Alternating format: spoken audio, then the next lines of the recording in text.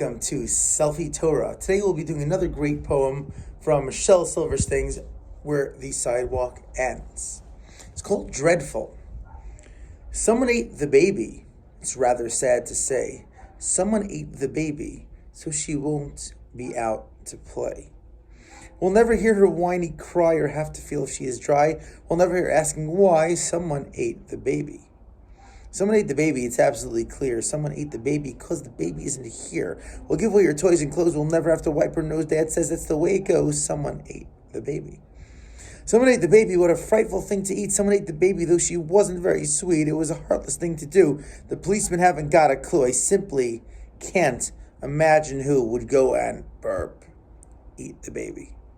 Okay, so a very grim Michelle Silverstein in his typical fashion, but we find a human nature concept here so common. This author, the proposed author of the poem, is blaming someone for eating the baby and expressing this mock outrage over eating the baby. When he burps at the end, it's clear that the narrator here is the one who actually ate the baby. And this is something that we do all the time. We see issues in life. We like to blame our problems on everything and anyone, and express our outrage over the terrible state of affairs in our life, when more often than not, they're largely of our own doing.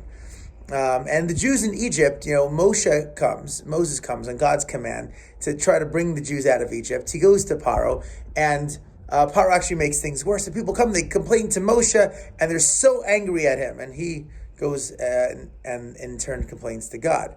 And it struck me that the Jews in Egypt were not exactly thriving in a spiritual sense.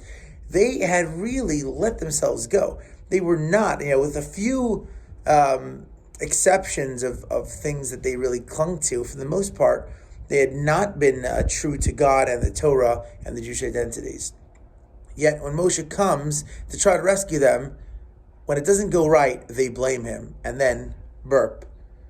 Perhaps they realize, perhaps they don't, that it really is, much of their own doing, and it required a great deal of faith and a great deal of conviction, a great deal of improving themselves to really be worthy. And in the end, God takes them out of Egypt, even without them being worthy, to which they then grow and become better people, to the point where at the point 7 weeks later, when they stand at Mount Sinai, they're a brand new people.